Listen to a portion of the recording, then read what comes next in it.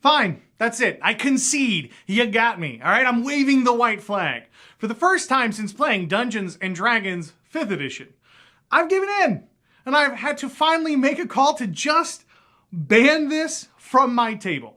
There's lots of great spells and items that are teetering on the line, borderline of being broken or overpowered in D&D 5e. But guys, up until this point, I've always just laughed them off and rolled with the punches. But after seeing this spell be used and used and abused over a quite literally 14-month period of a campaign, I am quite confident that for the good of the game, for the good of the D&D game, this spell has got to go. And I, of course, am talking about healing. No, I'm kidding, okay? I'm kidding, I got you. The spell that had to go is instead the one and only Tasha's Mind Whip. So here's the deal, all right? There are plenty of instances where I could have and would have worked around this spell, but I have finally come to the conclusion that this spell is just plainly not good game design. There are plenty of spells, right, that have a significantly higher impact when used than other spells of the same level. Healing Word, Fireball, Banishment, Haste, Dimension Door, Misty Step, Spirit Guardian, Slow is incredible, Dominate Person. These are all some of the best spells in the entire game of 5e. And when my players use them, they often can swing the momentum of one combat entirely and overhaul the entire situation. But the biggest issue I have with Tasha's Mind Whip, and really the reason for today's video, is because it just isn't designed well. The concept as a whole has turned out to be a pretty terrible one. See, there are plenty of other mez spells, or spells that like lock someone down and try to really control the battlefield, right? Okay, we've got Banishment, we've got Tasha's Hideous Laughter, which is a great one. Web can really change things, and even Flesh to Stone. Some of these are big single target spells, and some of these are area of effect spells, but they all seem to have some kind of a drawback. Let's say you want to banish a huge, powerful enemy. Well, they're going to leave the battlefield completely, so you won't be able to just keep shooting them with arrows while they are in fact gone and being banished. Of course, your party gets the chance to like hold action and then just dogpile the crap out of them with damage when they return. But it's also a level 4 spell with concentration. So if you have 2 big enemies in the designed encounter, it has some cost to it, okay? Which is more than just a level 4 spell slot to cast, but also the opportunity cost of foregoing the choice of other powerful level 4 spells that you get a chance to learn. And even with that cost, Banishment is easily one of the best spells in the game, but not objectively broken. Hideous Laughter has continuous saves, not only every turn, but also with any damage. And the spell itself doesn't do psychic damage like, Mind Whip does. Web, another lower level lockdown mez spell. Concentration has to have anchor points before you can cast it, and it technically doesn't stop, say, a hill giant from attacking the party, even if it is stuck in the web. Oh, and it doesn't throw psychic damage. Charm Person doesn't stop a Hydra. Hold Person, concentration, doesn't do any damage, won't stop a Chimera, and so on with other examples. Then there's Tasha's Mind Whip with its very low 2nd level spell slot, so accessible to the party by just level 3. That is a 90-foot range, throws 3d6 psychic, which is the least resisted damage type in the entire game, just needs a verbal component so you could do it while captured and chained to a wall, steals a reaction immediately, and then limits the target to a single action, move, or bonus on their turn. Nothing is more powerful in all of D&D 5e than action economy.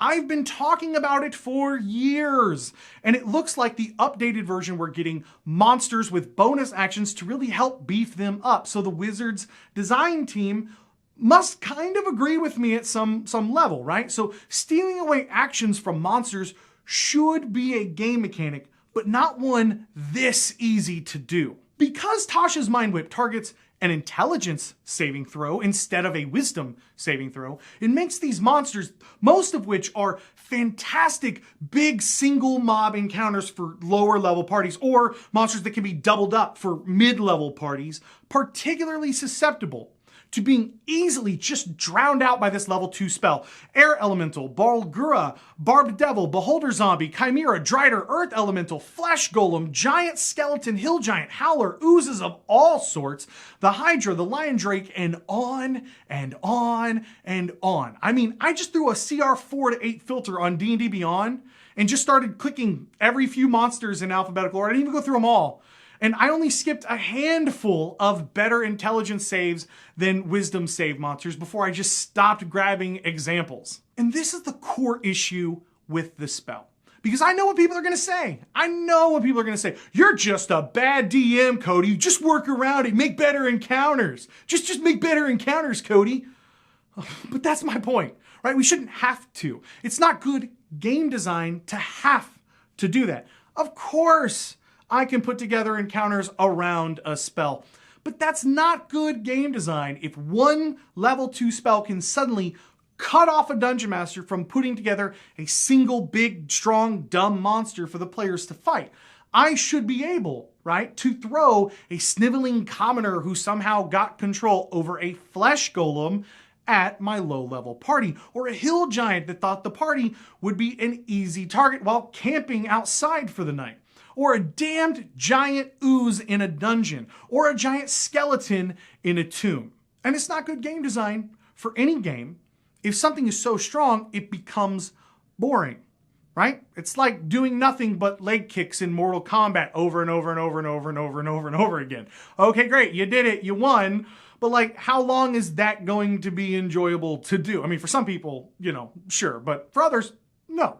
And in Dungeons & Dragons, the problem is more than just trying to make a fun combat, which is very important to do, guys. Combats should be fun for the players and the Dungeon Masters. They should be fun. It should be a fun game to do. But it can also mess with storytelling and setting the scene as we play out our fantasy games in our heads. And I want to circle back to the concept of just designing encounters around this spell. Not only is that a drag to do for the Dungeon Master, right? It sucks. But I mean, put yourself in the mind of the players. Every encounter over and over and over is purposefully designed around one of the things your characters can do because they do it so well. I mean, come on, that sucks for everyone involved at that point. So yes, the time has finally come that I have, for the first time, had to lay down the banhammer on something in 5e. But if you want to keep Tasha's Mind Whip in your games by adjusting it, hey, go for it, okay? Off the top of my head, I'd probably make it like a 3rd level spell right off the top as is, so it has to compete with other fantastic spells like Fireball now, or Haste, or Slow, and Revivify. Or I'd even consider really moving this spell to a 4th level spell slot and increasing its damage to help with that to 4d6 or possibly even 5d6. I'd be fine with that. And reducing its range to something closer to that of like a whip at maybe 15 feet instead of 90. A couple of alternatives that may make the spell yet more playable. I mean, hell, perhaps we could even do something wacky, like making it a 1-turn concentration spell. It hits the target and the target loses their reaction, takes the psychic damage still, and has to choose their action or move or bonus. But if the caster gets hit by another enemy and loses concentration before that target actually gets to go, then maybe that target gets to act normally, make it a 1-turn concentration check. Though I'd still probably increase the level to at least 3 in that situation, because that won't truly solve the encounter issue with single big dumb monster fights. But come on, Mind Whip, move back, have the party range down the hill giant without taking any damage. Mind Whip, move back, range the monster down with spears and arrows and cantrips without taking any damage. Mind Whip, move back, win encounter in easy mode. Look, I think that it's fair to say that is not great game design and certainly not terribly fun for really anyone at the table. It's not exciting for the players, and it's definitely not exciting for the Dungeon Master. So Tasha's Mind Whip, congratulations on being the first and only thing in all of D&D 5e that has received the official banhammer at my table. Now go and enjoy your skull clamp treatment off in retirement of being too damn good that you made the game more boring for everyone else at the table. Not even my players trolling me with several casts of sending every flippin' session over a 52-week campaign so that I have to remember all of the voices for every NPC that I've ever done and that they've ever met. Not even that spell got the banhammer. You are truly one of one. All right, so now I'm gonna pass it over to you guys. I fully expect just the list of get good noob comments about this spell. I'm sure some people love the spell. If you're players, you probably, of course you like the spell if you're players. It's so good. It's easy mode. Oh no, it's one big single monster with bad intelligence. Oh no, we win. Like, I'm sure players love this spell, but for Dungeon Masters, hopefully you guys will see kind of what I'm coming from, that it's just not great game design. Let me know if I'm a big idiot or if I'm dead on the money and I'm saying what you're thinking in the comments down below. I, of course, want to give a massive shout out to all of my incredible patrons over at welcomeadventures.com. Guys, thank you. Thank you. Thank you so much. It's because of you that I get to keep doing what I'm doing, and so for that, I'm just incredibly grateful.